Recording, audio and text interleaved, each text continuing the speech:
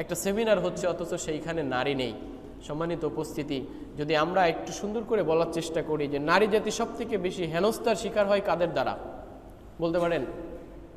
আমাদের দেশে যেই সমস্ত নারী মা বোনেরা রয়েছে তারা সব থেকে বৈষম্যের শিকার, হেনস্থার শিকার কাদের দ্বারা হয়? আপনারা এটা বলতে পারবেন না? পুরুষের মাধ্যমেই তো হয় নাকি?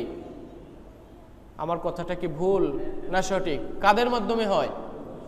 নারীরা হেনস্থার শিকার হয় কিন্তু পুরুষের মাধ্যমে। আমার কথা কি খুব দুর্বোধ্য মনে হচ্ছে? আপনাদেরকে দোষ দেওয়ার জন্য বলতেছি না, বিষয়টা বোঝানোর জন্য বলতেছি যে নারী জাতি সব থেকে বেশি হেনস্থার শিকার হয় পুরুষ জাতির মাধ্যমে। সেই পুরুষ জাতি যদি উদ্যোগ নেয় যেই কারণে নারী জাতি হেনস্থার শিকার হচ্ছে পুরুষের মাধ্যমে, সেই সমস্ত পয়েন্টগুলো আইডেন্টিফাই করে মার্ক করে সেটা যদি সমাধান করা যায়, তো এখানে নারী জাতি থাকলে বা কি, না থাকলে বা কি।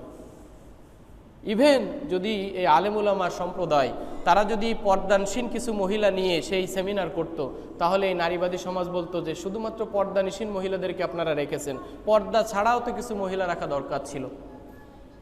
এই কথা আমলে নিয়ে যদি পর্দাসীন কিছু মহিলা তার সঙ্গে কিছু পর্দা ছাড়া মহিলা তাদেরকে নিয়ে একসঙ্গে বৈঠক করতো বা সেমিনার করতো, এই নারীবাদী বোনরা তখন বলতো যে শুধুমাত্র পর্দানিসীন পর্দা ছাড়া মহিলা নিলে হবে। এখন যে ট্রান্সজেন্ডার হয়েছে, হ্যাঁ, যিনি পুরুষ মনে করে নারী তিনি নারী, বা যিনি নারী তিনি মনে করেন পুরুষ, এই সমস্ত লোকদেরকেও তো আপনাদের নেওয়া দরকার। তাহলে আসল সমস্যা এইখানে না, সমস্যা হচ্ছেন মনে।